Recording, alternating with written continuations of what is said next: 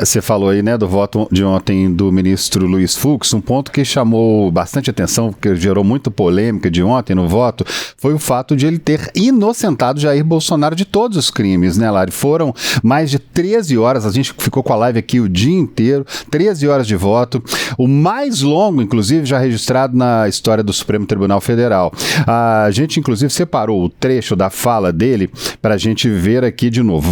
Vamos observar o momento em que Luiz Fux inocenta Bolsonaro de todos os crimes.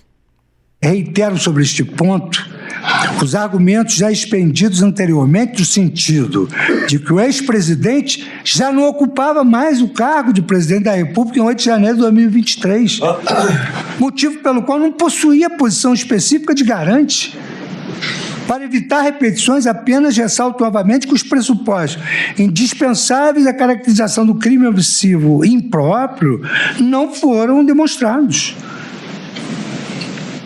Todos esses elementos conduzem à inescapável conclusão de que não há provas suficientes para imputar ao réu Jair Messias Bolsonaro os crimes de tentativa de abolição violenta do Estado Democrático de Direito, 359, golpe de Estado, dano qualificado pela violência e grave ameaça contra o patrimônio da União e com considerável prejuízo para a vítima, artigo 163, parágrafo 1 do CP, e deterioração de patrimônio tombado, artigo 62.1 da Lei Ambiental 9605.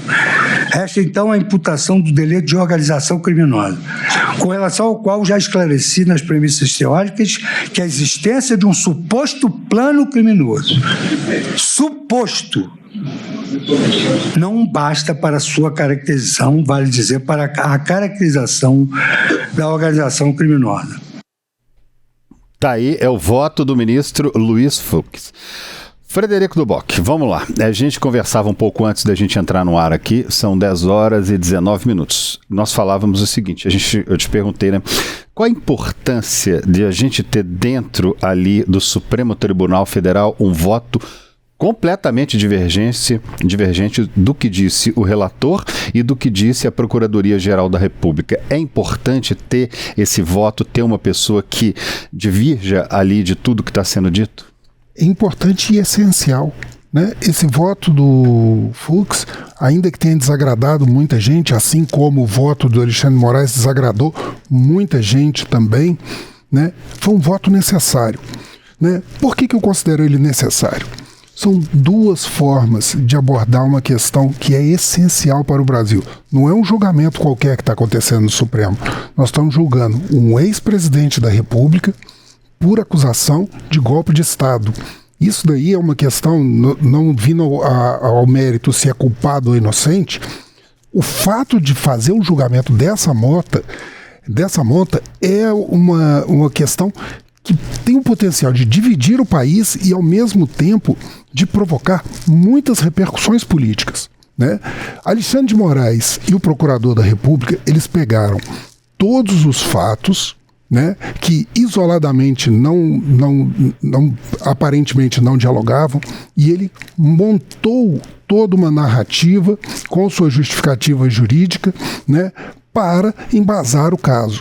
Essa visão ampla, né, permite a gente entender a importância, por exemplo, do papel impresso encontrado no gabinete, né, que é a minuta do golpe, que isoladamente as pessoas não conseguem entender a importância daquilo. Então, essa foi a importância do voto do Moraes. O voto do Fux foi muito necessário, ainda que longo, muito contraponto, etc. Por quê? Porque ele mostrou essa abordagem a partir dos pontos isolados para que houvesse aquela informação. E por que também é necessário e ainda mais importante? Porque o espaço da divergência, o espaço para que seja discutido as diferenças, para que a gente possa sair desse julgamento com uma sentença que possibilite apaziguar o ânimo no país, né? É o fato de que as divergências ocorrem no espaço da instituição. O local do julgamento é no Supremo. É ali que deve ter a divergência, é ali que deve ser encontrado o espaço para que as pessoas possam divergir e buscar a solução para levar ao resultado final.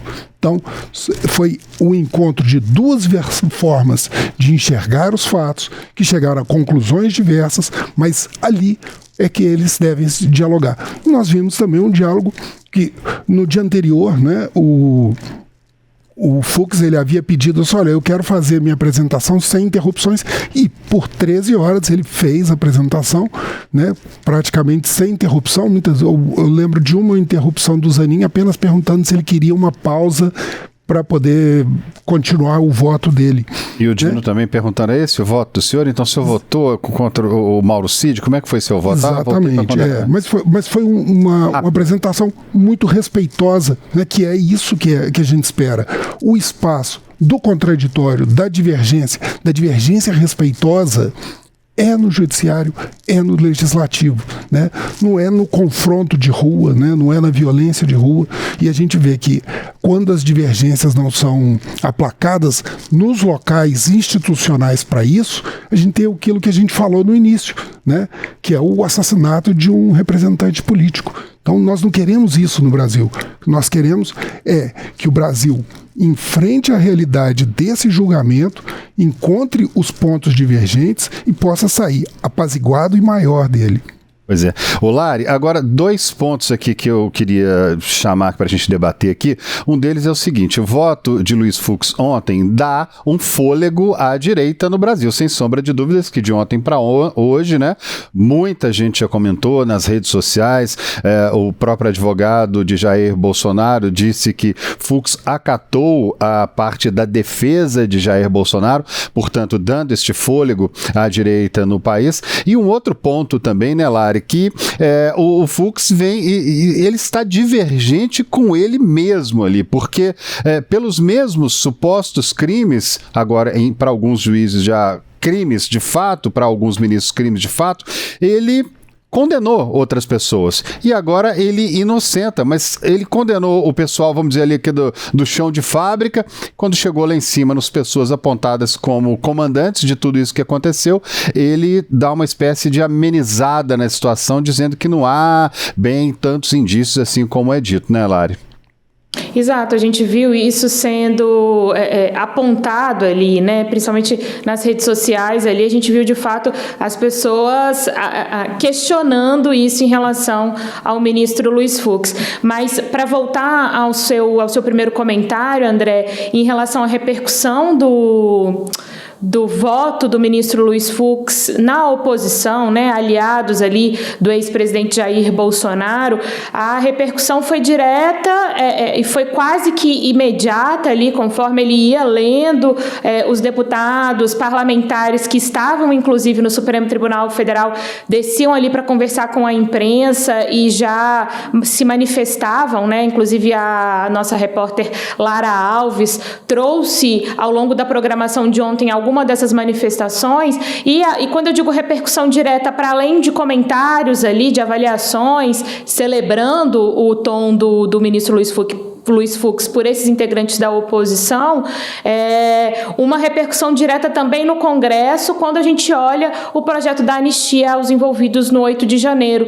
E quando eu digo isso, também embasada numa apuração da própria Lara Alves, que trouxe para a gente que, em meio a essa pressão toda que está sendo feita pela oposição em cima do presidente da Câmara, o deputado Hugo Mota, principalmente, existe uma expectativa de que, pelo menos, a urgência para a votação do projeto da anistia seja analisada já no dia 17, ou seja, já na quarta-feira da semana que vem. E se a urgência para a análise do projeto for aprovada, o projeto não precisa, né, ele tem uma tramitação acelerada e já pode ser levado diretamente ao plenário. A gente lembra que o texto final ele ainda não é oficial, né? A gente ainda não sabe exatamente quais são os termos desse projeto de anistia. A gente lembra que a oposição tem defendido essa anistia ampla, geral e restrita. O presidente do Senado, por exemplo, Davi Alcolumbre, já se posicionou contra essa anistia, de fato, muito ampla, prometeu apresentar um texto alternativo tratando do assunto, mas sem que seja dessa forma, de fato, geral e restrita. Mas é isso, a pressão já fazendo com que parlamentares cravem essa data aí do dia 17 de setembro como uma data provável para a análise da urgência desse projeto, ou seja, né, os advogados dos réus também se manifestaram celebrando ali o teor do voto do ministro Luiz Fux, parlamentares da oposição também, e a gente vê isso já repercutindo no Congresso e já com uma data em mente, digamos assim, para que a proposta de anistia possa ter algum avanço no Congresso Nacional. André. Um outro ponto, gente, importante na fala do ministro Luiz Fux, falou por 13 horas, a gente não tem como trazer nem um pouquinho do que ele falou, mas um outro ponto que a gente destacou aqui para você foi o momento em que ele fala o seguinte, abre aspas, não há tentativa de golpe sem violência ou grave ameaça. Vamos acompanhar com a gente.